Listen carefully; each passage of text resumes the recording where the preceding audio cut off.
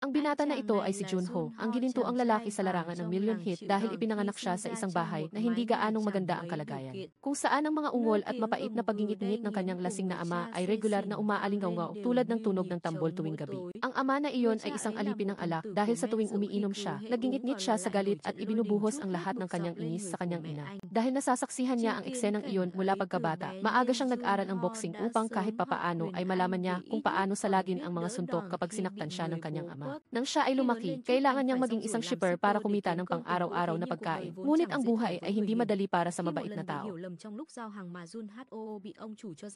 Napagtanto din niya na hindi siya interesado sa trabaho na ito na nagpapainit sa kanya sa labas ng kalsada. Kaya malinaw siyang humingi sa amo na bayaran ang sahod niya para sa mga araw na ipinagkaloob niya ng pawis at luha. Ngunit hindi madali ang pagkuha ng pera dahil ang matandang iyon ay nagpapaikot-ikot at nagbibigay ng iba't ibang dahilan. Nang makita niyang walang nangyayari, hindi na nag-abala si Junho na makipagtalo at kaagad siyang tumalon sa sasakyan na ginagamit ng matandang iyon para kumita at dumiretso sa pawn shop. Ang mga araw ay lumipas ng mabilis tulad ng isang kisap mata dahil napakagwapo niya. Mabilis na napansin si Junho ng bansa at tinawag na sumali sa serbisyo militar na may bahagyang pagkabigla. Pagdating pa lang niya sa kampo, agad siyang itinapon sa umiikot na pakikibaka ng pagmamart sa araw at gabi kasabay ng matinding pagsasanay. Ang oras ng pagkain ay mas mahalaga kaysa ginto dahil kailangan niyang kumain at maglinis sa loob lamang ng 3 minuto. At kung may nagkamali ang isang tao sa squad, ang buong platoon ay magkasamang nagpupush up ng higit sa 2 oras. Ang buhay militar ay nagparamdam kay Junho na parang pumunta siya sa isang lugar na mas mahirap pa kaysa sa impyerno sa lupa. Gayunpaman, pagkatapos ng 3 buwan ng pakikibaka sa disiplinang bakal at dahil sa kanyang kapansin-pansing taas na higit sa 75, sa wakas ay nailipat si Junho sa isang mas mababa stress na posisyon na sumali sa Military Police Corps.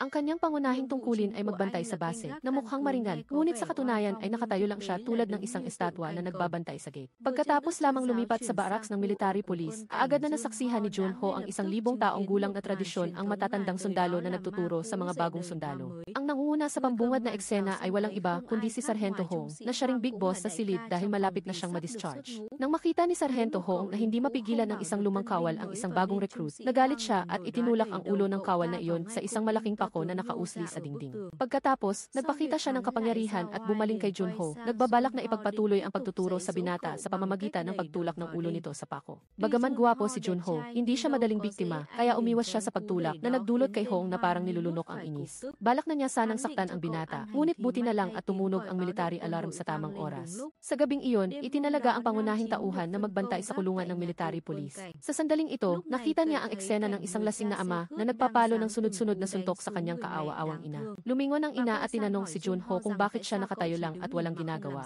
Ngunit pagkatapos, nawala ang lahat. Nagising si Junho at napagtanto na bangungot lang pala ang lahat. Bago pa man siya makabawi, ginising siya ng malakas na tunog ng trompeta ni Sargento Hong. Natuklasan niya lang na ang paborito niyang sunscreen na regalo ng kanyang kasintahan ay nawala na. Nagalit siya at pinilit ang buong platoon na gumising at parusahan dahil sa dahilan na nawala ang gamit niya, kaya kailangan nilang magbayad sa pamamagitan ng pagkawala ng tulog. Habang naghahalungkat, nakita ni Hong ang isang sulat kamay mula sa ina na maingat na nakatago sa locker ni Junho. Hindi siya nagtanong at kaagad itong binasa sa harap ng lahat at sinamantala pa ang pagkakataon na kantiyawan ang bawat salita ng may kasiyahan. Dahil sa pag-insulto na iyon, uminit ang ulo ni Junho at malakas siyang humingi na huminto ang sinyo.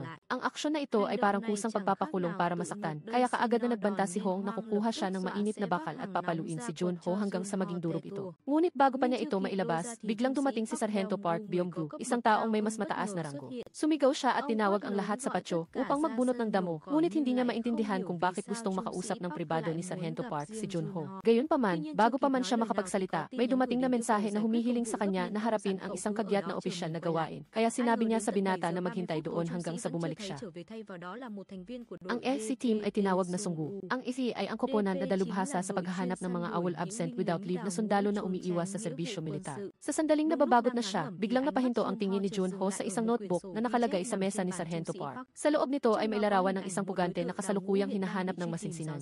Sa sandaling bumalik si Sargento Park, agad na ipinaliwanag ni Junho ang kanyang hinuha. Pinayuhan niya ang senior na suriin ng mabuti ang mga bar sa paligid ng lugar dahil napakalaki ng posibilidad na ang target ay nagtatago sa isa sa mga ganoong lugar. Hindi maaaring gamitin ng taong iyon ang kanyang kaya ang mga lugar na tatanggap sa kanya at gagawin ang negosyo ay ang mga lugar na hindi humihingi ng mga dokumento at iyon lang ang mga bar. Pagkatapos marinig ito, sumang-ayon din si Sargento Park at nagpakita ng malinaw na kasiyahan. Kinabukasan, inalok niya ang binata na sumali sa team, ngunit medyo nag-aalangan si Junho.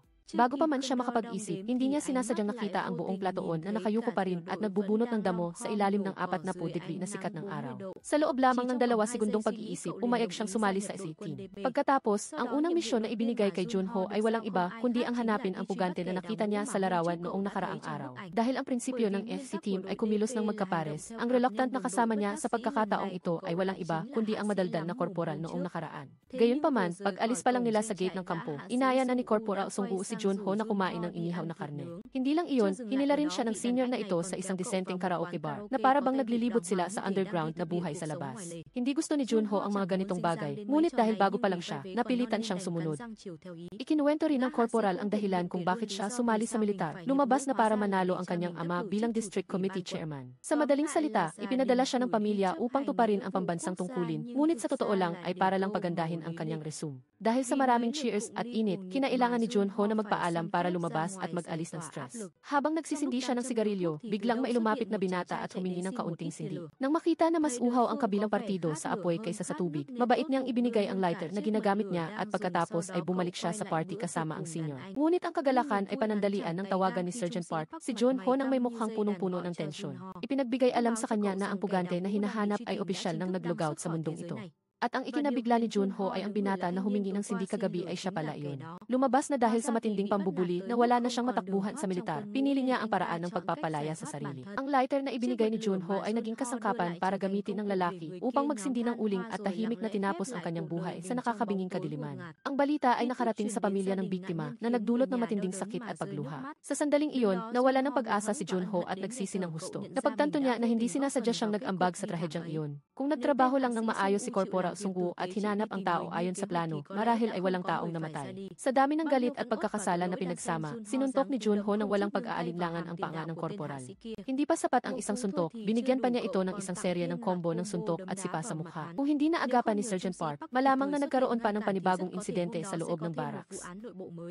Ngunit sa militar, ang pangangahas na sumuntok sa isang nakatataas ay ganap na ipinagbabawal, kaya agad na ikinulong si Junho sa selda. Akala niya ay magugutom siya buong araw, ngunit ang senior na binubuli dati ni Sergeant Hong ay tahimik na nagbigay ng pagkain sa kanya. Kahit naabot sa ilalim ang sakit ni Junho, nakaramdam pa rin siya ng kaunting alin.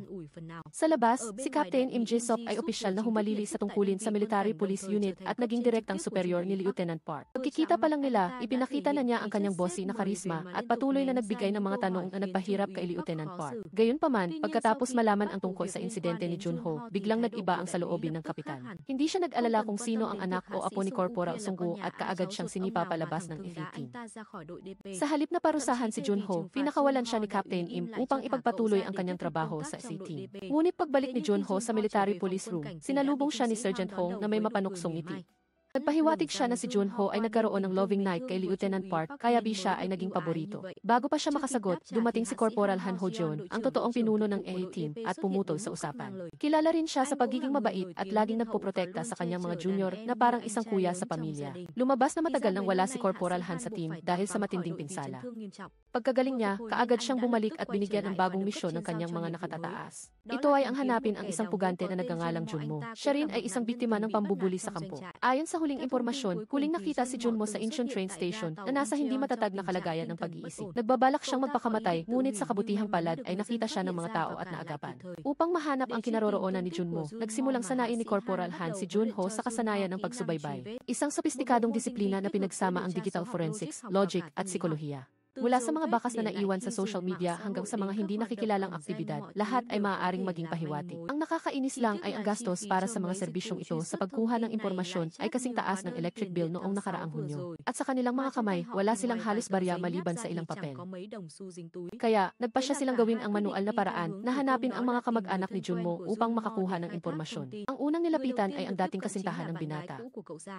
Ngunit nang tanungin, sumagot ang dalaga na matagal na silang naghiwalay at wala na silang komunikasyon. Gayunpaman, sa kanyang karanasan at intuwisyon ng isang nakakaunawang kapatid, hindi madaling maloko si Corporal Han sa sagot na iyon. Sinabi niya sa dalaga na may malalim pa ring pagmamahal si Junmo para sa kanya dahil punong-puno ng sulat tungkol sa kanya ang naiwang talaarawan ng binata. Pagkarinig nito, hindi maitago ng dalaga ang kanyang pagkamangha at nangako rin na kung makikita niya ulit si Junmo o makakuha ng anumang balita, tiyak na makikipag-ugnayan siya agad. Ngunit naisip ni Junho na nililigawan ni Corporal Han ang dalaga. Ngunit hindi hindi na nagpaliwanag pa si Corporal Han at agad na kinuha ang talaarawan ni Junmo. Nagpatuloy silang maghanap ng mga bakas mula sa dating trabaho hanggang sa mga kakilala at sa wakas ay ang tunay na ina ni Junmo. Nang marinig pa lang ng nanay ang pangalan ng kanyang anak, muntik na siyang umiyak. Hindi lang siya nag-aalala, kundi nagbigay din siya ng pera sa dalawa, umaasa na tutulungan nila siyang hanapin ang nawawalang anak. Mabilis na umiling si Junho upang tumanggi, ngunit kabaliktaran, kaagad na tinanggap ni Corporal Han ang pera. Lumipas ang 12 araw, ngunit wala pa ring bakas, kaya naisip ni Junho na malaki ang posibilidad na si Junmo ay nag-logout na. Si Corporal Han ay laging tumatawag sa mga kamag-anak. Ngunit sa pagkakataong ito, wala nang nakatatanggap ng tawag, kaya malamang na si Junmo ay nandoon pa rin. Sa sandaling iyon, tumawag si Sergeant Park at nagbigay ng mas maraming pangunahing impormasyon tungkol sa dahilan kung bakit tumakas si Junmo. Lumabas na malakas pala ang hilik ng binata sa barracks, kaya't nagtulungan ang mga sundalo sa kwarto na ibuli siya. Pinilit nila siyang magsuot ng maskara at pagkatapos ay binuhusan ng tubig sa loob, isang uri ng pambubuli na masama at walang awa. Ngunit ang masakit, naubos na rin ang kanilang allowance, kaya't nagsimula silang umarte. Kaagad na nagpanggap si Corporal Han bilang isang lalaking labis na napagod sa buhay, habang si Junho naman ay tumango rin para sumuporta. Bilang resulta, naantig nila ang may-ari ng hotel na hindi lang sila pinatawad sa bayad kundi pinayagan pa silang makaligo. Pagkatapos, ginamit nila ang perang ibinigay ng ina ni Junmo upang subaybayan ang network login ni Junmo. Pagkatapos maghalungkat sa data, sinundan nila ang mga bakas at nakarating sa isang internet cafe. Naghiwalay sila upang maghanap sa bawat computer, ngunit biglang lumitaw ang may-ari ng cafe at nagbanta na tatawag ng pulis kung magpapatuloy sila sa pag-istorbo. Sa sandaling iyon, bigla silang may napansin na kahina-hinala. Kaagad silang sumugod, ngunit hindi ito si Junmo. Sa gitna ng kaguluhan, tumingin si Junho patungo sa subway station at sinabi na alam na niya kung nasaan si Junmo. Napansin ni Junho ang isang pagkakapareho mula nang tumakas. Si Junmo ay laging nasa matinding kakulangan sa tulog. Madalas siyang nakikita sa dulo ng linya ng tren dahil ang lugar na iyon ay parang paraiso ng pahinga na ginawa niya para sa sarili niya. Sa wakas ay natagpuan nila ang binata doon. Si Junmo ay nakaupo at tulala. Nang makita niya ang dalawa na papalapit, hindi siya tumakbo at tumingin lang sa kanila ng may pagod na mga mata. Sa daan pabalik sa unit, ibinigay ni Junho ang telepono kay Junmo upang makipag-usap siya sa kanyang ina. Umiyak siya at humingi ng tawad, nangangako sa kanyang ina na hindi na siya magdudulot ng anumang problema. Dahil nakahuli ang FE team ng 7 pugante sa simula pa lang ng taon, hindi na iwasan ni Captain Im na purihin ang dalawa at binigyan pa sila ng ilang araw na bakasyon. Pagkatapos, pumunta ang bida upang makita si Private First Class SSU Han Hoyol. Kahit siya ang nakatataas, nag-apply pa rin siya ng shoeshine para sa kanyang nakababata. Dahil alam niyang nakalive si An Junho, hiniling niya na bilhan siya nito ng paintbrush dahil si Han Hoyol ay isang tunay na weeaboo anim drawing enthusiast. Pagkatapos, inanyayahan ni Corporal Han Hoyol si An Junho sa kanyang bahay. Ngunit bago pa man niya maubos ang pakete ng instant ramen, tumawag na ang sergeant upang magbigay ng misyon. Agad silang tumungo sa Busan upang tulungan ang FE team doon sa paghuli sa deserter. Ngunit nang magkita ang dalawang panig, patuloy silang nagkantyawan at ang pangalan ng deserter sa pagkakataong ito ay si Hayon Min. Nagtrabaho siya dati para sa isang gang ng hired slashers, kaya masasabing isa siyang mapanganib na target. Natunto nila ang lokasyon ni Hayon Min na posibleng nasa bahay ng kanyang ama o kaya ay sa bahay ng kanyang kasintahan.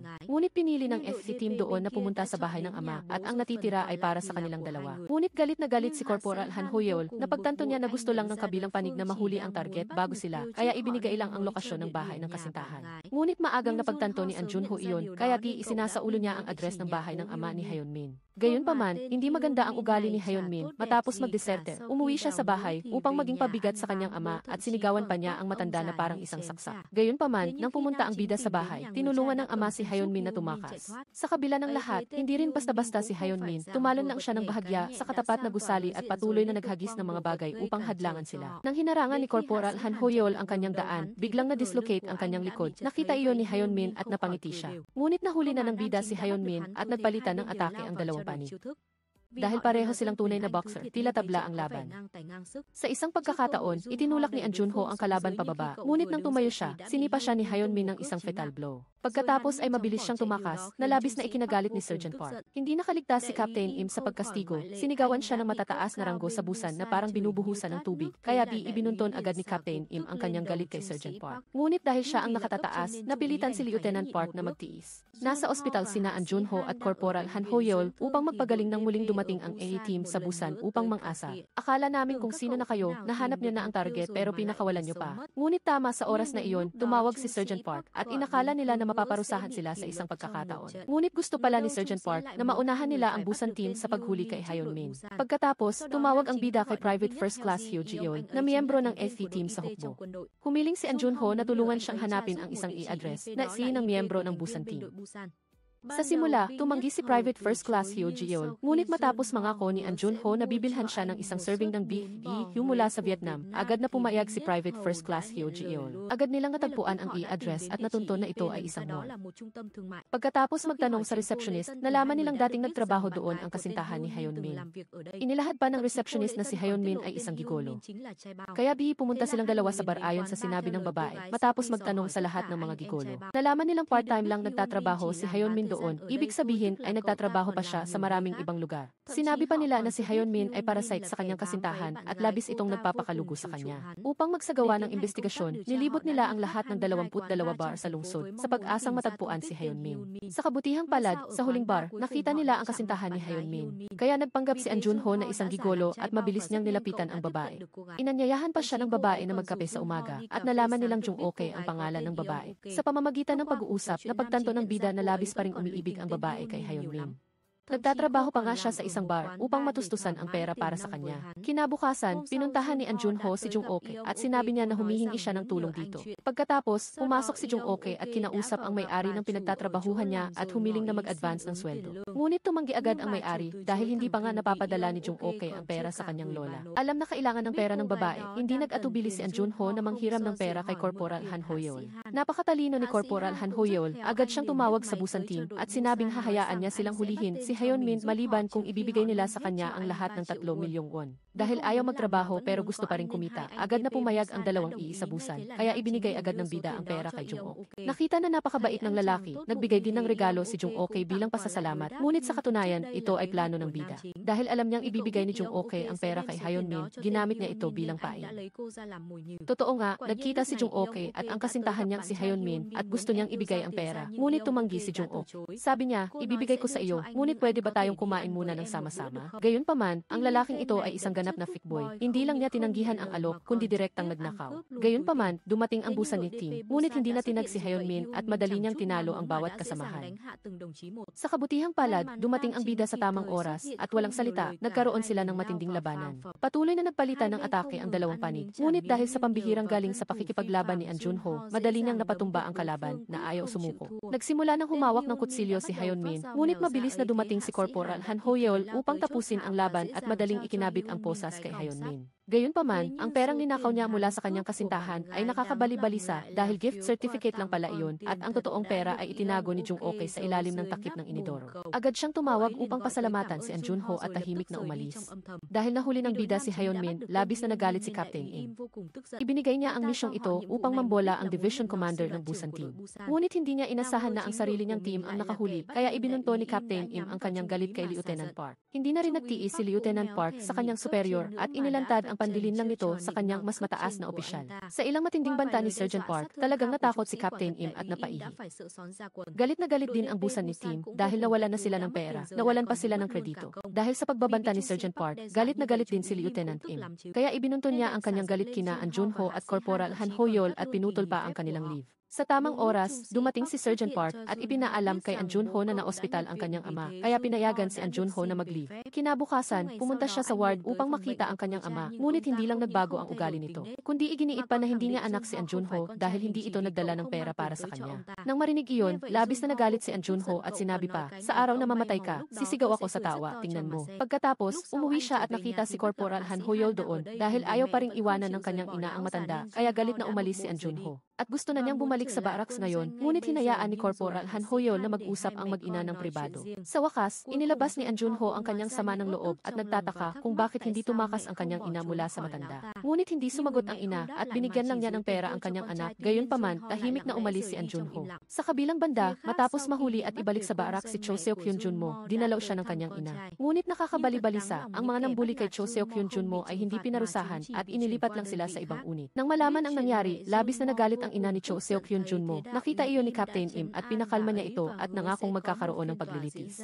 Pagkatapos, nakipagpulong ang Division Commander ng Division na siyang commander ng unit ng bida, kina Captain Im at Sergeant Park. Iginiit ng commander na dapat nilang takpan ang kaso ni Cho Seok-hyun Junmo dahil kung malalantad, tiyak na makakaapekto ito sa imahe ng militar. Kahit labag sa loob nila ito, hindi nila kayang labanan ang utos ng nakatataas.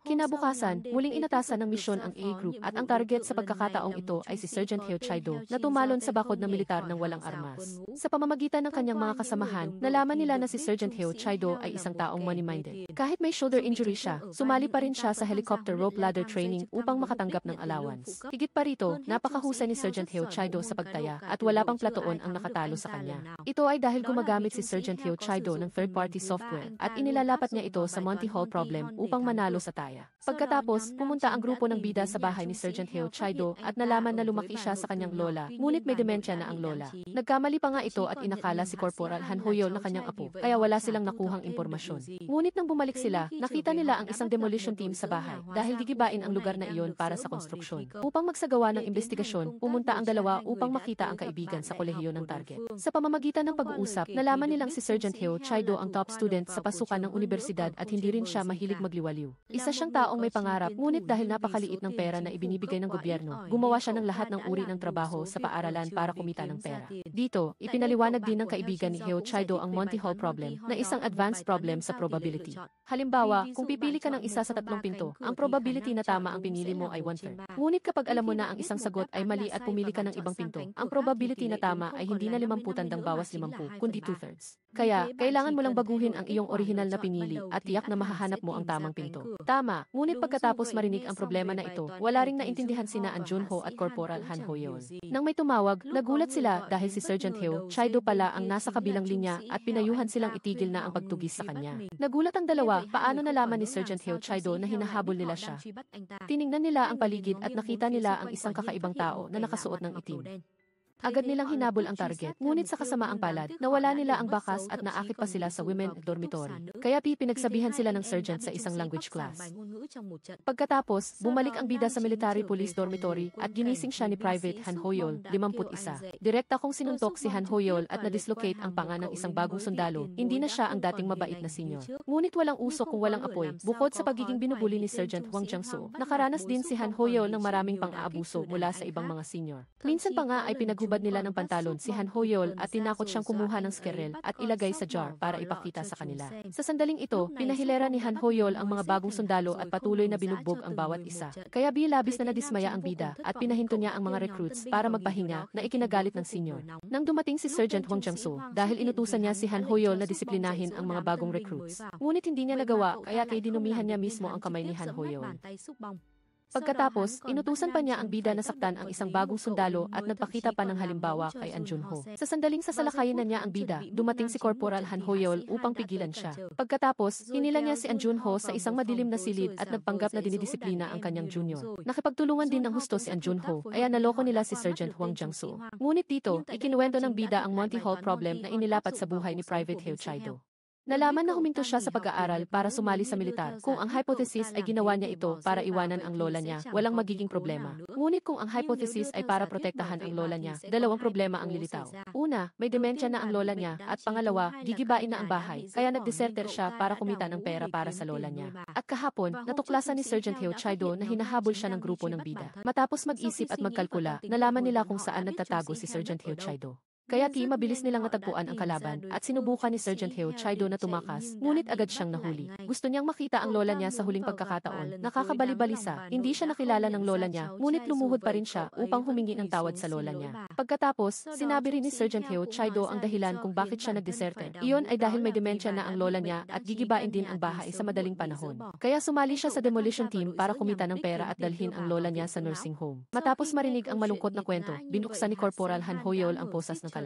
Pinayagan nila siyang manatili at kumita ng pera para dalhin ang lola niya sa nursing home at pagkatapos, kailangan ni Private Heo Chaido na sumuko sa sarili niya. Alam iyon, patuloy na umiyak at nagpasalamat si Heo Chaido sa dalawang tao. Sa kabilang banda, si Seokbong ay nagbabantay sa base ng muli siyang binubuli ng kanyang senior. Inutusan siya nitong sumunod sa kanyang mga utos, ngunit tumanggi si Seokbong sa pagkakataong ito at dahil dito, siya ay galit na sinigawan ng senior. Hindi na nakatiis, nagtangkang lumaban si Seokbong at paulit-ulit na hinampas ang sombrero sa mukha ng senior bago tuluyang umalis sa kampo. Mabilis na nakarating ito sa commander at nais ni Sergeant Park na maglunsad ng malawakang paghahanap at humingi ng tulong sa pulisya. Ikinagalit ito ng commander dahil malalaman ng media ang tungkol dito na magpapababa sa katayuan ng militar sa lipunan. Kaya naman, gusto niyang tahimik na hanapin si Seokbong at ipinagkatiwala ito sa grupo ng bida.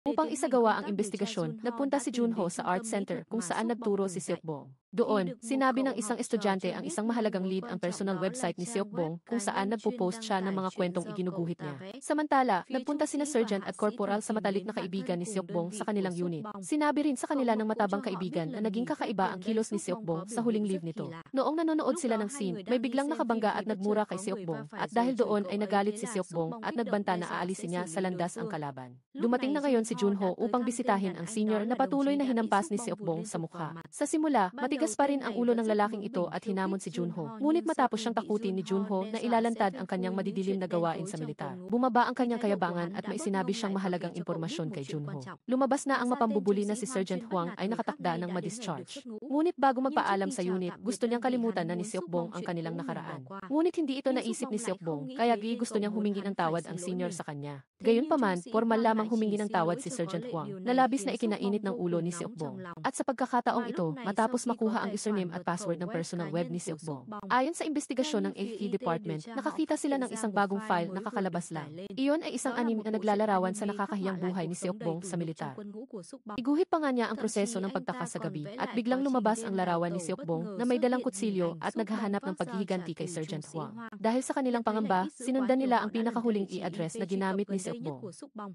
Nalaman nilang nasa rest stop siya ng bus na papuntang Seoul. Nang matanggap ang balita, agad na nagpunta doon ang bida at tumulong din ang EHI team ng Busan. Pagkatapos, naghiwalay sila upang maghanap ngunit nakita ng bida si Seokbong sa bus. Gusto niya sanang pigilan ng senior ang lahat ng ito, ngunit diretsong inatake ni Seokbong ang bida at tumalon sa bintana upang makatakas. Nahuli siya ng Busan team, ngunit pagkatapos lamang ng halos isang segundo, nakita rin ni Sergeant Park ang target. Kaya, nagsimula ang isang nakakatakot na habulan. Samantala, nagtago si Seokbong sa sinehan, ngunit mabilis siyang nakita ni Corporal Han. Naglabas ng kutsilyo si Seokbong. Sa takot na baka maapektuhan ang buhay ng lahat, ipinikit ni Corporal Han ang kanyang mga mata para makatakas si Seokbong. Dahil may isang sundalo ang nasugatan, nagalit ang commander at agad na ibinunton ang kanyang galit kay Corporal Han. Sa kabilang banda, matapos ma-discharge, nagtrabaho si Huang bilang part-time worker sa isang convenience store. Sa militar, siya ang hari ng kagubatan, ngunit sa labas, siya ay parang kuting lamang, sinusunod ang kanyang amo at hindi nangangahas na magsalita. Pag-uwi niya, saka pa lang siya naglakas loob na magmura. Sakto namang dumating ang bida sa bahay at nagbabala na hinahanap siya ni Seokbong. Ngunit hindi nag-alala ang sergeant na ito. Sa kawalan ng pag-asa, nanatili si Junho sa unang palapag ng gusali. Lumabas nga si Seokbong. Nakita ito ni Junho at agad na hinabol ang kalaban. Kahit na nasagasaan ng kotse, tumayo pa rin sila at nagpatuloy sa paghabol. Matapos ang matinding habulan, sa wakas ay na-corner din ni Junho si Seokbong. Hahawakan na sana niya ang senior doon, ngunit hindi niya inaasahan na may dalang telepono si Seokbong at agad na nagtago sa isang lugar. Pagkatapos, pumunta siya sa bahay ni Sergeant Huang at laking gulat niya na nasa labas na ang asawa ni Huang. Hinamon pa niya si Seokbong na parang hindi nagbago ang dating ugali. Patuloy siyang nagmura at hinamon si Seokbong, ngunit hindi naduwag si Seokbong tulad ng dati. Nang hindi nakatingin si Huang, agad siyang sinuntok ni Seokbong sa kamay at tumakas, tumatawa na parang baliw. Ngunit naabutan siya ng grupo ng bida. May dala ring baseball bat si Huang ngunit pinigilan siya ni Corporal Han. Habang inihahatid pabalik sa kampo, patuloy na nagbigay ng sermon si Sergeant Park, ngunit nagalit si Seokbong. Siya mismo ay binubuli at ang mas mataas na otoridad ay nanatiling walang ginagawa. Kaya naman, patuloy na nagalit si Seokbong. At hindi maiiwasan ang isang aksidente, kaya madaling nakatakas si Seokbong. Pagkatapos, parang multo, pumunta siya sa bahay ni Sergeant Huang at diretsong binugbog ang ihigong iyon hanggang sa mawalan ng malay. Matapos ang aksidente, dinala ang bida at si Sergeant Park sa ospital. Sa kabutihang palad, pareho silang nasa matatag na kalagayan. Dahil nasugatan ni Seokbong ang isang sundalo, mabilis na nakarating ito sa pulisya. Ngunit tumanggi ang commander sa kanilang tulong. Sa halip, tinawag niya ang Special Forces Team at handang sumulong upang hanapin ang target. Hindi rin sang-ayon si Captain Im dito dahil isa lamang itong deserter at hindi isang terorista. Wala nang ibang pagpipilian kaya ipinaalam ni Captain Im kay Sergeant Park. Samantala, dinala si Sergeant Huang sa isang tunel upang magiganti sa pambubuli sa militar. Walang pigil na binugbog ni Seokbong ang kanyang mukha, dahilan upang patuloy itong dumura ng dugo. Kaya, humingi ng tulong si Huang sa pulisya at mabilis na nakarating ang mga ito sa tunel. Ngunit nang pumasok ang dalawang opisyal upang maghanap, inilipat ni Seokbong ang bihag sa ibang lugar. Dumating din ang bida sa lugar. Gusto ng sergeant na pumasok ang dalawa habang siya ay mananatili roon upang harangin ang Special Forces Team. Sa loob, nagsimulang lumaban si Huang nang mawala ang pagbabantay ni Seokbong. Saktong dumating ang pulisya, ngunit hindi nila nakilala kung sino ang bihag, kaya galit na inatake ni Seokbong ang pulisya. Habang nagkakagulo ang dalawang panig, nagmadaling tumakas si Sergeant Huang. Dumating din si Junho at nakita kung paano sinasaktan ng pulisya ang senior. Gusto niyang huminto ang pulis, ngunit binalak pa ng pulisya na bugbugin siya. Sa huli, binalibag ni Seokbong ang tatlo sa rehas na bakal. Pagkatapos, sinamantala niya ang pagkakataon na umalis, ngunit sinundan siya ng bida. Dahil dito, walang pag-aalinlangan na tinutok ni Seokbong ang baril sa kanyang junior at nagbabala kay Junho na huwag siyang sundan. Sa labas, dinala ng commander ang Special Forces team, ngunit pinigilan sila ni Sergeant Park. Iginiit niya na si Seokbong ay hindi terorista at hinarang pa ang suntok ng kanyang superior. Samantala, hindi pa nakakalayo si Sergeant Huang nang makita siya ni Seokbong na may dalang baril. Dahil nasa bingit na siya, nagkunwari si Huang na mahina. Humiling siya ng tawad kay Seokbong. Sinabi ni Seokbong ang kanyang hinanakit. Dahil sa inyong pambubuli at pambabastos, marami na akong beses na nagtangkang magpakamatay. Saktong dumating si Corporal Han at patuloy na hinikayat si Seokbong na huminto. Gusto sanang pigilan ni Corporal Han, ngunit nagpaputok ng baril si Seokbong sa air. Nang marinig ang putok ng baril, hindi na nag-atubili ang commander at inutusan ang Special Forces team na kumilos. Sa sandaling ito, dumating si Junho sa kanilang kinaroroonan. Nagbigay siya ng positibong pananalita upang kumbinsihin ang senior na talikuran ang kanyang balak. Dahil dito, pumasok ang Special Forces team at itinutok ang 12 ng machine gun sa target. Labis itong ikinabahala ni Seokbong. Pagkatapos, sinabi niya sa bida na upang magbago ang lahat, kailangan niyang gumawa ng isang bagay. Pagkatapos niyang magsalita, agad na nagpakamatay si Seokbong doon. Labis itong ikinadurog ng puso ni Junho nang makita ang sinapit ng senior. Dahil sa hindi matagumpay na paghuli, inilipat si Captain Im sa ibang unit at dinisiplina si Sergeant Park. Kinabukasan, ang senior prosecutor sa Military Investigation Office ay dumalaw kay Sergeant Park. Ang pangalan niya ay Ominggu at siya ang superior ng sergeant. Upang pagtakpan ang kaso ni Private First Class Seokbong, pinilit niya ang mga opisyal at iba pang sundalo na magsinungaling na sinabing si Seokbong ay may sakit sa pag-iisip kaya nagdeserter at nagpakamatay. Nang marinig ito, agad na tumutol ang sergeant dahil alam niya na ang dahilan ng pagpapakamatay ay dahil sa pambubuli sa militar. Dahil dito, nagalit si Ominggu at binalaan ang sergeant na malaman nito ang kanyang lugar. Saktong sumabat si Sergeant Im at agad niyang hinila ang sergeant palabas. Hindi rin niya iginagalang ang mga superior, ngunit naniniwala siya na dapat sumang-ayon ang sergeant sa salaysay na iyon. Kung hindi, ang kasong ito ay makakarating sa military court at hindi lamang ang kanilang dibisyon ang masisira, kundi pati na rin ang bida at si Corporal Han. Dinisiplina si Sergeant Park at si Corporal Han ay na-ospital dahil sa trauma sa isip, kaya wala nang nagtatanggol kay Junho. Kaya bighi patuloy siyang inasar ng mga dating sundalo at inutusan pa siyang mag-igib ng tubig para maligo ang mga boss, habang sila naman ay nakatayo lang at naninigarilyo. Dahil sa hindi matagumpay na paghuli kay Seokbong, pinatalsik ang commander at pinalitan ng isa pang commander na hindi rin magaling. Gusto niyang ipagpatuloy ang operasyon ng AA team, ngunit nagpapagaling pa si Corporal Han. Kaya naman, ginawa niyang team leader si Junho at nagbigay ng isa pang kasama, isang bagong sundalo na nagngangalang Park Siwoo. Kinabukasan, umalis ang dalawa sa kampo. Masigasig na tinuruan ni Junho ang junior. Tulad ng ginawa ni Corporal Han sa kanya, ngunit hindi ito pinansin ng mukhang tangang ito. Lumabas na siya ay anak ng isang mayaman. Hiningi niya sa kanyang ama na ipasok siya sa SA team dahil naniniwala siya na maaari siyang maglakbay ng malaya doon. Kahit wala ang bida, sinisiraan pa rin siya ng mayabang na ito sa kanyang mga kaibigan. Sinasabi niya na nagkunwari lang siyang tanga para malinlang ang lahat. Sa sandaling ito, inaayos ng bida ang lamesa ng tubig. Nakita niya sa labas si Private First Class Hyo ng Military D team na binubuli ng mga dating sundalo. Sabi ng pinuno na dahil sa hindi nila matagumpay na paghuli kay Seokbong, binuwag ang kanilang Special Forces team. Nagalit si Private First Class Hyo at sinabing, nang binubuli ni Sergeant Huang si Seokbong, sumali pa kayo sa kanya. Nang marinig ito, walang sabi-sabi na marahas nilang binugbog si Private First Class Hyo na parang baboy. Nasaksihan ng bida ang buong pangyayari. Sa sandaling ito, nagpakita ang multo ni Seokbong sa tabi niya at sinabi na hindi pa rin nagbabago ang lahat. Nang marinig ito, hindi na nag-atubili si Junho at hinanap ang mga dating sundalo.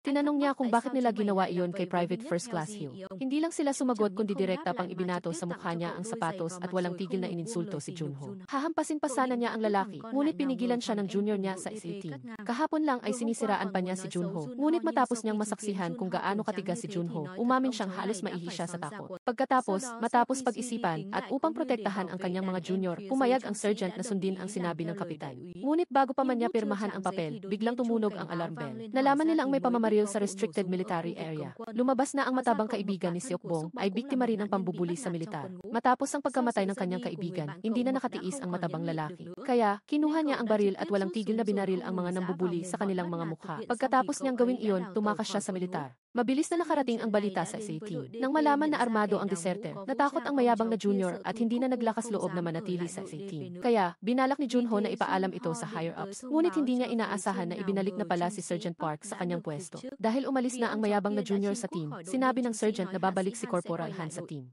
Ngunit pagkatapos ng pagkamatay ni Seokbong, nagkaroon si Corporal Han ng psychological trauma. Ngunit matapos suriin, wala siyang anumang sakit, gayunpaman, hindi siya makapagsalita. Saktong ipinalabas sa gihi ang balita tungkol sa matabang lalaki. Nagulat si Corporal Han nang makita ito. Lumabas na ilang buwan na ang nakalipas, nakita ni Corporal Han ang mga dating sundalo na binubuli ang matabang lalaki. Nang makita ang hindi makatarungang sitwasyon, pinaalis niya ang mga dating sundalo, ngunit labis na nagsisi si Corporal Han. Kung sinabi niya lang sana noon na tutulungan niya ito sa hinaharap, hindi sana lumala ang sitwasyon. Pagkatapos, Pagkatapos, nagkaroon ng press conference tungkol sa kaso ng matabang lalaki. Ipinakita ni Lieutenant Colonel Siu Yun, ang deputy head ng Military Special Investigation Team. Ang mga larawan sa pinangyarihan, 2 sundalo ang namatay at 11 ang nasugatan. Upang maiwasan ang mga kahihinatnan, tiniyak ng militar na pagkatapos matukoy ang lokasyon ng target, ihahatid nila ang matabang binata sa kanyang huling hantungan, lalong tumindi ang sitwasyon. Sa kabilang banda, sa kainan ng manok ng matabang binata, labis na nagkakagulo ang mga tao, kabilang na ang mga kamag-anak ng biktima. Pagkatapos, lumabas ang totoong ina ng matabang binata at humingi ng tawad sa mga kamag-anak ng biktima. Ngunit iginiit ng ina na ang ginawa ng kanyang anak ay dahil sa mga nagbuli sa kanya sa hukbo, at nang marinig ito, lalo pang nag-alala ang mga kamag-anak ng biktima. Sa sandaling ito, bumalik si Private Han, ngunit hindi pa rin siya makapagsalita, at nang makita ito, hindi maiwasang maawa si Junho sa kanyang senior. Sa kabilang banda, habang nag-uusap sina Omin E at Colonel Seo, biglang sumugod papasok ang isang sarhento at isang kapitan. Ang Kapitan Im ay tahimik at hindi niya maintindihan kung bakit niya kailangang atakihin ang matabang binata sa publiko sa ganoong paraan na parang pinipilit siyang mapunta sa isang patay na dulo. Ngunit sa sandaling ito, nag-live stream ang matabang binata, kinilala ang kanyang ginawa at inilantad ang pananakot sa loob ng militar. Kung hindi niya ginawa iyon, natatakot siyang aalisin siya at hindi niya maintindihan kung bakit alam ng nakatataas ang nangyayari, ngunit binaliwala lang ito. Dahil sa labis na pagkagulat sa pinagdaanan ng kanyang anak sa hukbo, nawalan ng malay ang ina. Sa sandaling ito, napansin ni Sergeant Park na may ginagawang kahina-hinala ang kanyang nakatataas na si Min. Kaya, habang umalis ang matanda, pumasok ang sarhento at ang kapitan sa silid. Bigla silang nakakita ng isang lihim na dokumento, ngunit bago pa man nila ito makita, bumalik si Min. Gayunpaman, ginamit ng Kapitan Im ang kanyang mas mataas na ranggo upang pilitin ang matanda na ibigay ang password. Heto na ang password para sa iyo. Sa dalawang sipa lang, bumagsak si Sergeant Park sa sahig at ikinulong silang dalawa sa silid. Pagkatapos nito, nakatanggap si Lieutenant Colonel Seo ng tawag mula sa kanyang anak na nagsasabing kailangan ng tulong ng kanyang ama. Lumabas na sina Lieutenant Colonel Seo at Kapitan Im ay dating mag-asawa, ngunit naghiwalay dahil sa magkasalungat na opinyon. Sa sandaling ito, nagpahayag ng interes ang sarhento na sumali sa paghahanap sa matabang binata, ngunit sinabi ng Tenyente Coronel na hindi na kailangang maghanap pa dahil kusa siyang pupunta sa kanila. Dahil naubusan ng gamot, tahimik na pumunta ang matabang binata sa isang butika.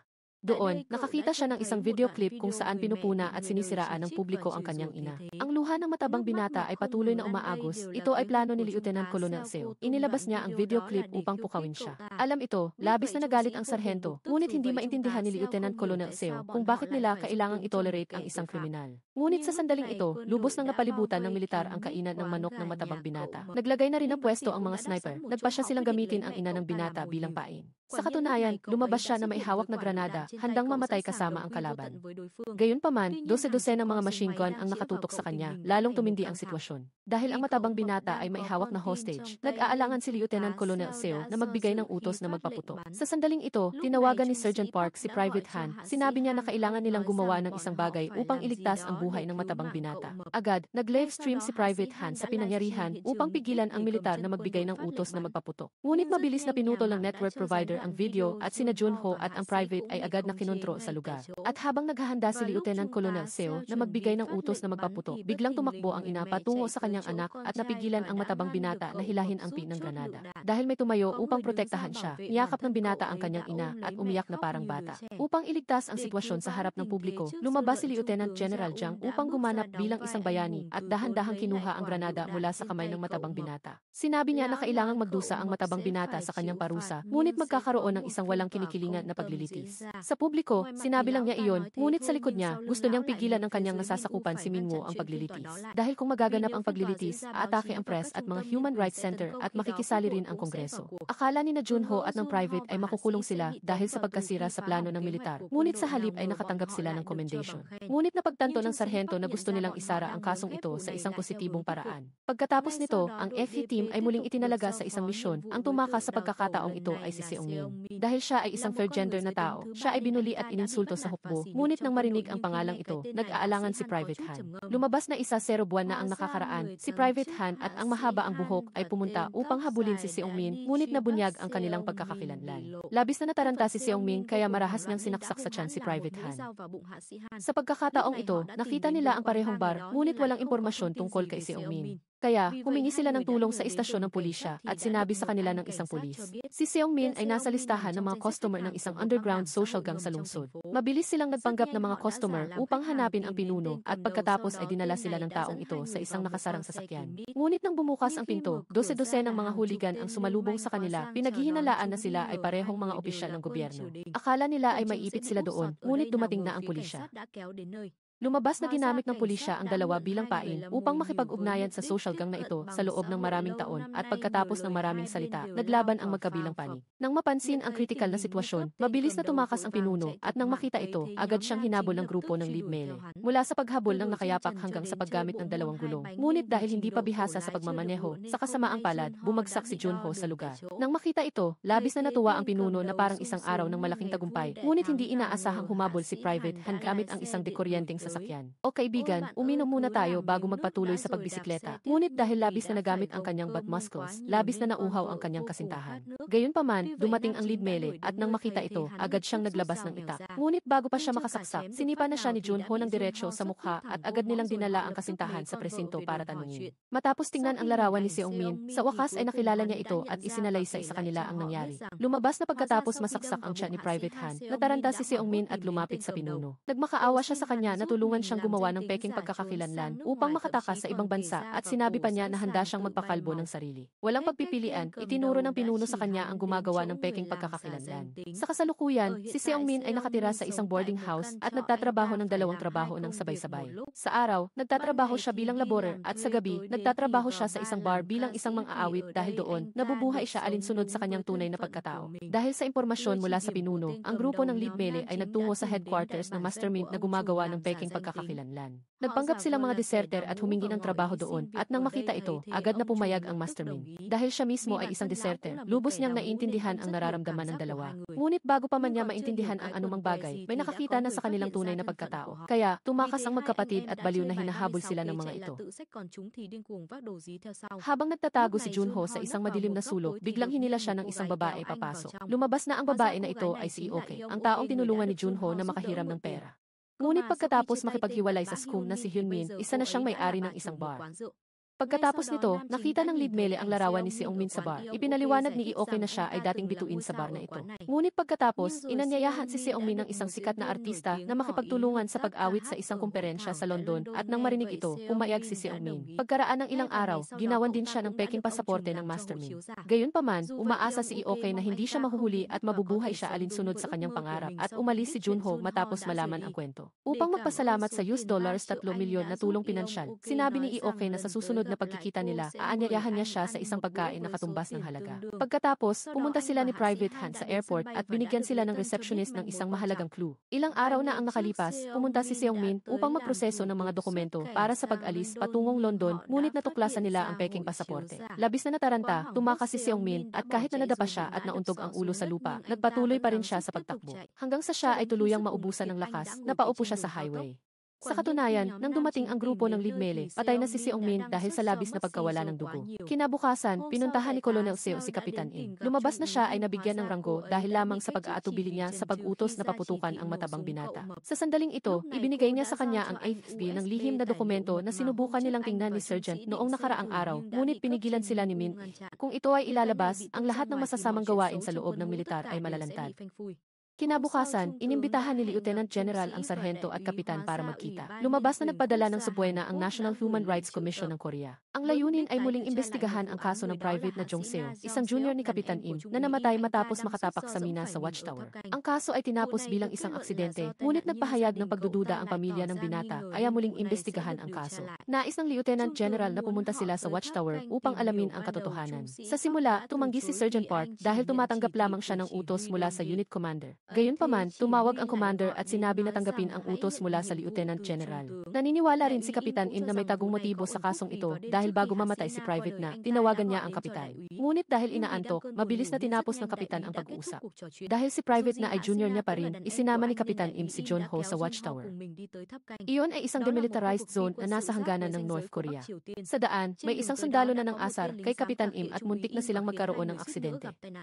Pagkatapos, lumabas si Commander Taesan upang salubungin sila at mabilis silang nagpunta sa pangunahing paksa. Napag-alaman na noong araw na namatay si Private na, nagpapatrol siya kasama ang kanyang unit, ngunit sa kasamaang palad, nakatapak sa mina ang isang bagong sundalo. Sa halip, isinakripisyo ni Private na ang kanyang sarili upang hawakan ang pin para sa binata at dahan-dahang tanggalin ang bombwire doon, ngunit nang tumayo siya, isang malaking pagsabog ang naganap. Upang magsagawa ng investigasyon, kinwestiyon nila ang bagong sundalo na iniligtas ni Private na. Nalaman na ang binata ay si Shin Ahui, ang junior na ng asar kay Kapitan Im. Dahil wala siyang alibi, lalo pang nagduda ang kapitan sa taong ito. Kinabukasan, tumawag si Sergeant Park sa lead male at binigyan siya ng isang mahalagang clue. May isang bagong sundalo na laging sumasalungat sa kanyang nakatataas at siya mismo ay si Shin Ahui. At ang nakatataas ay si Private Na, kaya muli nilang kinwestiyon ang bagong sundalo na si Shin. Ngunit ang kanyang saloobin ay mapagmataas pa rin at tinanggihan ang lahat. Sa halip, nagbigay si Kapitan Im ng ebidensya na nagpapatunay na si Private Na at siya lamang ang nasa watchtower noong araw na iyon. Mula dito, nagbigay si Kapitan ng hinuha na inakit ni Shin si Private Na sa watchtower. At patuloy na hinahamon ang kanyang nakatataas at sa kasamaang palad, nakatapak si Private Na sa mina. Gayunpaman, mapagmataas pa rin si Shin at hinahamon silang alamin ang katotohanan. Nang marinig ito, gusto na sanang suntukin ng Kapitan ang bata, ngunit mabilis siyang pinigilan ni Junho. Kasabay nito, dumating si Sergeant Park upang makipagkita kay Min A at napagtanto niya na hawak nila ang AFP ng lihim na dokumento. Nagbigay pa siya ng pahiwatig na hinahamon silang ilabas ang AFP at binigyan pa siya ng kahon ng Lego na laruan. Sinabi pa niya, hindi ka ba mausisa kung bakit kami nagpadala ng tao sa watchtower? Nandito rin ang commander ng watchtower. Napagtanto na mayroong masama, tinawagan ng sarhento si Private Han upang pumunta sa watchtower. Sa panig ng watchtower, lalong nagduda si Kapitan Im sa bagong sundalo na si Shin. Kaya, ikinulong niya ang suspect sa isang silid na salamin at sinuntok ng diretsyo ang kanyang mukha nang hindi nag-aaksaya ng laway. Pagkatapos ay nagbigay ng 12 ng mga suntok sa mukha, ngunit ang buong proseso ay naitala ng kamera. Nang gabing iyon, nagpa siya si Commander Taesa na sabihin ang totoo. Lumabas na ang taong inakala ng lahat na mabait ay si Private Na ay isa talang batikan na boksingero. At ang kaawa-awang biktima na pinili niya upang suntukin ay si Shin, ang bagong sundalo. Sa isang serye ng pambubugbog tulad ng dati, hindi sinasadyang natapakan ni Private Na ang isang mina at namatay siya. Nasaksihan ni Shin ang tanawin na iyon, kaya nakulong siya sa isang psikolohikal na trauma. Kaya, ang kanyang ugali ay mabilis na nagbabago, kung minsan ay parang nalulula, kung minsan naman ay parang malapit ng sumabog. Alam na kung ang insidente ay lalabas, tiyak na dadalhin si Shin sa military court. Sa ganoong paraan, ang insidente ay parang isang media bomb na malapit ng sumabog, kaya nagpa siya ang buong unit na itago ang bagay na ito. Ngunit hindi inaasahan, ang lahat ay nasa kamay ng Lieutenant General dahil alam niya na hawak nila ang ASB na naglalaman ng nakakagulat na dokumento. Agad siyang naglaro ng matalinong diskarte, nagkunwari siyang nagpakalat ng impormasyon upang akitihin si Kapitan Im na pumunta sa watchtower, ngunit sa katunayan ay upang silusuhin siya. Naghihintay lamang siyang kumilos si Kapitan Im at palihim na kunin ang eksena ng pagsuntok at hindi pa roon nagtatapos. Mayroon na silang balita na may pamagat na binugbog ng kapitan ang bagong sundalo. At kung ayaw nilang lumabas ang pangalan ni Im Seob sa pahina ng balita, ang FC team ay kailangang magbigay ng AXP ng masunurin. Wala nang umatras, napilitan silang hayaan si Junho na dalhin ang AXP para ayusin. Habang naghihintay, nakita ni Junho ang kapatid na babae ng Takasaji. Ang babae, na nagngangalang Hyon, ay nagtatrabaho sa Human Rights Center at hindi nag-aalangan na ipaglaban ang hustisya para sa mga inosenteng miyembro ng militar. Samantala, si Corporal Han, paggising niya, ay ipinaalam ni Sergeant Park na si Junho ay hindi pa nakakabalik sa unit kagabi. Sa kabilang banda, si Lieutenant Colonel Seo, matapos masipa mula sa kanyang pwesto bilang commander, ay nagpa siya na lumipat ng trabaho at maging isang abogado. Agad niyang binisita ang kulungan kung saan nakakulong ang matabang bata at nangako na ipagtatanggol siya sa darating na paglilitis. Ang layunin ay walang iba kundi ang subukang tulungan siyang makakuha ng pinakamagaan na sentensya hangga't maaari. Sa parehong oras, natuklasan ng bida na ang lahat ng mga file sa BSQ ay ganap na hindi makopya.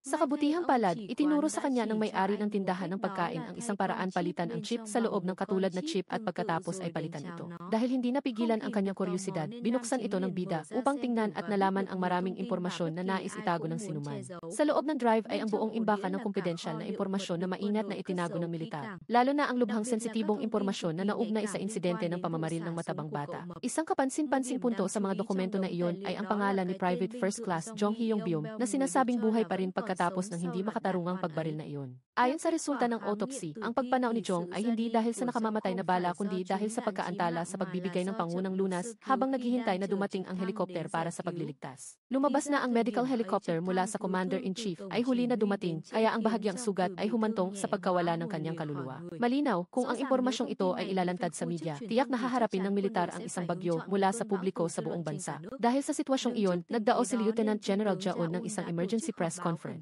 Inanunsyo niya ang insidente ng pamamaril na nagresulta sa pagpanaw ni Private First Class Jong. Gayunpaman, ang pagganap na iyon ay hinarap ni Lieutenant Colonel Seo, na naging isang abogado at kasalukuyan ay nasa mode ng matatalinong tanong at matatalinong sagot. Magalang na nagtanong si Lieutenant Colonel Seo tungkol sa rescue operation, ngunit agad na tinapos ni Lieutenant General Jaon na lahat ng biktima ay namatay sa pinangyarihan at walang sinuman ang nagkaroon ng pagkakataong mabuhay. Ngunit nagbigay din si Hyo ng isang mahalagang detalye na pagkatapos mangyari ang pamamaril, isang patrolling officer ang nakarinig at agad na nakipag-ugnayan sa commander sa pamamagitan ng emergency system. Nangangahulugan iyon na tumagal ng halos 1.5 oras bago nakarating ang rescue team sa pinangyarihan. Sa harap ng lohikal at matalas na atake, si Lieutenant General Jaun ay nagulat at tumanggi na sumagot. Sa sandaling ito, nakatanggap din si Hyo ng tawag mula kay Junho. Ibinunyag niya sa kanya ang buong katotohanan tungkol sa pagpanaw ni Private First Class Jong at nakipagkita sa kanya sa bahay ng kaluluwa. Samantala, sa unit, si Corporal Han ay mayroon na lamang ilang oras bago opisyal na tanggalin ang kanyang uniforme. Ngunit humingi pa rin siya ng isang huling misyon kay Sergeant Park na hanapin ang kinaroroonan ni Private Junho. Magkasama silang nagtungo sa bahay ng bida upang makita ang kanyang ina. Doon, nakatanggap sila ng isang pahayag mula sa ina na nagsasabing sinabi sa akin ni Junho na babalik siya kaagad. Ang lasing na ama na nakaupo sa sulok ng bahay ay narinig ang buong pag-uusap. Hindi nagtagal, nakita niya si Oh Minggu at sa harap ng pang-akit ng pera, isiniwalat niya na hawak ng kanyang anak ang is. Ang dalawang sarhento at si Corporal Han ay muling umalis upang hanapin si Junho, ngunit biglang tumunog ang telepono at ang tumatawag ay walang iba kundi si Junho. Buong determinasyon siyang nagpahayag na babalik siya, ngunit upang ayusin ang lahat ng kawalang katarungan na dulot ng bulok na sistemang ito. Hindi nag-aksaya ng isang segundo ang AK team at agad na natunton ang lokasyon ng tawag. Gayunpaman, si Private Hell ay ipinatawag sa command room. Doon, pinilit siya ng Tenyente General na ibunyag ang lokasyon ni Junho. At syempre, sa sandaling nalaman ang lokasyon, nagtipon si Lieutenant O Muunbo ng puwersa at dumiretso sa tagpuan. Sa kabilang banda, si Junho, pagkatapos ipaalam kay Haeseon ang lokasyon, ay itinapon ang telepono sa basurahan at pagkatapos ay sumakay sa tren upang umalis. Ngunit sa tren, nakilala ng dalawang sundalo ang isang kakilala. Isang sundalo ang nagtungo upang magpahinga, ngunit binugbog ni Junho hanggang sa nawalan ng malay, kaya nagkaroon ng labanan. Sa kanyang mahusay na kasanayan sa pakikipaglaban, hindi nagtagal si Junho upang talunin silang dalawa. Nang dumating si Lieutenant Moonwoo sa pinangyarihan, ang naiwan ay ang dalawang sundalo na nakakulong sa banyo. Gayunpaman, hindi nagtagal upang mawala siya sa pagsubaybay, mabilis niyang natuklasan ang anino ni Junho mula sa malayo. Si Junho, na nakaupo lang upang magpahinga ng kaunti, ay napalibutan ng isang bagong pangkat ng mga sundalo. Wala nang umatras, agad siyang nag-activate ng sira ang ulo mode. Sumipa siya na parang sumasayaw, sumuntok na parang bagyo na nagpatumba sa buong grupo ng mga sundalo. Ngunit nang inakala niyang tapos na, biglang lumabas si Oh Muunwoo at sumipa, na nagpaluhod sa kanya. Dumating din si Corporal Han sa sandaling ito at ipinagsapalaran niya ang kanyang buhay upang harangan ang tenyente. Ngunit sa kasamaang palad, hindi rin nagtagal si Corporal Han. Samantala, si Sergeant Park, pagdating niya, ay agad na tinamaan ng isang napakalakas na sampal na nagpalipat ng kanyang panga. Sinamantala ang pagkakataong iyon, tumakbo palabas ng tren si Junho, ngunit nabangga niya ang isang pamilyar na anino. Ito ay si Sungwoo, ang mahabang buhok na sundalo na kasama ni Junho sa kanyang unang misyon. Noong una sa pelikula, sinelyuhan siya ni Junho ng suntok sa mukha, ngunit sa pagkakataong ito, hindi na tulad ng dati ang kondisyon ni Junho. Pagkatapos ng sunod-sunod na pambubugbog mula sa tren hanggang sa istasyon, si Junho ay pagod na kaya hindi na kailangan ni Sungwoo ng maraming lakas upang pabagsakin siya. At habang hindi pa nakakabawi ang bida, tinapakan niya ang FSB na naglalaman ng kumpidensyal na mga dokumento. Sa ibang lugar, tahimik na dumating si Haejeon sa address na iniwan ni Junho, ngunit walang nakita kahit sino doon. Akala niya ay hindi tumupad sa pangako si Junho, kaya balak ni Haejeon na umalis, ngunit aksidente niyang nakita ang uran ng abo ng kanyang kapatid. Natuklasan niya ang isang maliit na zip bag na nakatago sa loob, na naglalaman ng isang lighter at isang X. Ang lighter na iyon ay ang ibinigay ni Junho sa kanyang kapatid noon. Sa parehong oras, nakabalik na si Junho sa kampo, kasama ang matalim na tingin ni Sungwoo. Ang lalaking ito ay hindi lang sinipa mula sa unit pagkatapos ng kanyang unang nabigong paghahanap kay Junho, kundi nahaharap din siya sa mga problema sa pamilya dahil ang kanyang ama ay natalo sa promosyon kamakailan. Tinitigan niya si Junho at sinabing nagtrabaho siya ng husto sa loob ng isang taon para lang sa isang araw na makita ulit at mapatay si Junho. Si Lieutenant Oh Minwoo ay galit ng tapakan niya ang AFP, ngunit sa kabutihang palad, nagawa niyang ayusin ang AFP na ito. Ngunit nang binuksan niya ito, nagulat siya na wala itong laman kundi ang sunog dahil ang totoo ay itinago ni Junho sa ibang lugar. Dahil sa pagtulong kay Junho, parehong sina Corporal Han at Sergeant Park ay sinermona ng commander sa loob ng ilang oras. Ngunit ito ay simula pa lamang dahil ang pagnanakaw ng mga kumpidensyal na dokumento ay maaaring maglagay kay Junho sa panganib na makulong sa military court. Sa kritikal na sitwasyong ito, biglang nagkaroon si Corporal Han ng ideya na humiling na agad na ma-discharge mula sa militar. Walang nakakaunawa kung ano ang nangyayari hanggang sa dumiretso siya upang makita si Lieutenant General Jaun na may walang takot na saloobin. Doon, walang pasubali siyang naglabas ng recording na nagbubunyag ng madilim na katotohanan sa likod ng uniforme ng militar. Ang nilalaman ng recording ay ang hindi direktang pag-amin ng commander tungkol kay Lieutenant General Jaun. Siya ang nagpilit kay Captain Im na pumunta sa watchtower para mag-imbestiga kahit alam niya ang nakatagong katotohanan. Siyempre, hindi nagkataon na nagpakita ng kahinaan ang commander, ngunit ang lahat ay nasa loob ng kalkulasyon ni Corporal Han. At si Private First Class si Ong Min ay anak ng isang AE at inilagay sa FE team, hindi para magawa ng merito, kundi bilang bahagi ng lihim na plano ng kanyang ama. Ang bagay na ito ay hindi lamang nakatulong kay si Ong Min na maprotektahan sa kampo, kundi nagbukas din ng pinto para makapag-aral siya sa Boston. Maaari pa siyang ma-exempt sa serbisyo militar na isang maingat at mahusay na pagkakaayos.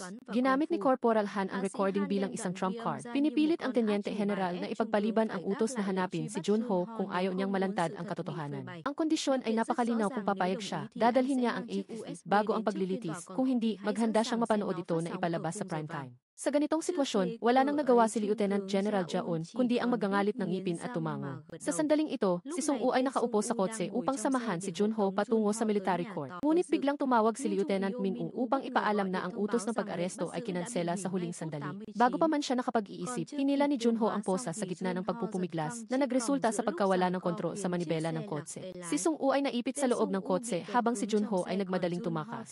Sa kabilang panig, dumating din si Haejeon sa kampo ng militar at humiling na makipagkita kay Sergeant Park. Nang makita si Sergeant, ibinigay niya ang zip bag na naglalaman ng lighter at humiling na marinig ang buong katotohanan na naitago. Sa pag-uusap, hindi siya nag-atubiling banggitin ang hindi makatarungang pagpanaw ni Private First Class Jong. Para kay Corporal Han, dahil sa pangako niya kay Lieutenant General Jaun, mabilis siyang nagpunta sa repair shop upang magtanong tungkol sa vis. Sinabi ng may-ari ng tindahan na kinuha na ni Junho ang orihinal noong una pa. Nagmadali ring nag-update si Sergeant Park sa sitwasyon. Sinabing matagumpay na nakatakas ang bida, kaya ang prioridad ngayon ay hulihin muna si Junho.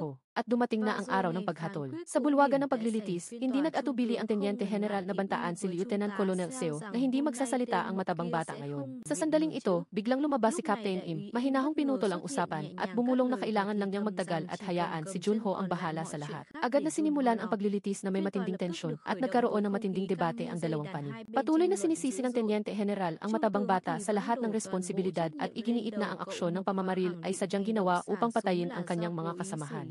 Ngunit kumanti si Lieutenant Colonel Seo sa pamamagitan ng pagtukoy na ang matabang bata mismo ay biktima ng madalas na pambubuli. Habang ang mga tagapamahala ay nakatayo lang doon na parang estatwa, kahit na nakikita at naririnig nila, nanatili silang tahimik. Ang pagbaliwala na ito ang naging mitsa ng trahedya. Ngunit patuloy na nagmatigas ang Tenyente General. Iginiit na ang militar ay hindi maaaring managot sa pagpanaw ng mga sundalo. Ayon sa kanya, walang sinuman ang makakahula sa hindi inaasahang pag-ugali ng matabang bata. Sa likod ng korte, hindi pa nakakahinga si Junho nang makita niya si Corporal Han na naghihintay. Sinabi niya na pipigilan niya si Junho hanggang matapos ang paglilitis. Walang inaasahan, bigla ring lumabas si Sung-woo, naglalambing sa ispi dahil inutusan siya ni Lieutenant Min. Kaya isang gulo sa pagitan nila ang hindi maiiwasan. Dahil sa kanyang kalusugan na parang baka sa nakalipas na taon, madali lang para kay Sung-woo na talunin silang dalawa sa loob lamang ng 3 nota. Habang humihina ang kanyang katawan, biglang sumipa si Corporal Han na nagpabagsak sa kanya. Patuloy na hiniling ni Corporal Han kay Junho na ibigay ang ESP at muntik na siyang masagasaan ng sasakyan sa labas. Ngunit sinabi pa rin ni Junho na wala siyang ESP. Sa sandaling iyon, si Daim ay inanyayahan na maging isang saksi at inihayag niya ang katotohanan. Dapat sana ay buhay pa si Private First Class Jong, ngunit dahil sa huli na pagdating ng rescue helicopter, humantong ito sa kanyang pagpanaw. At dahil masyadong abala ang nakatataas, naging mabagal ang pag-aproba sa flight na nagpagalit sa mga tao na naroroon.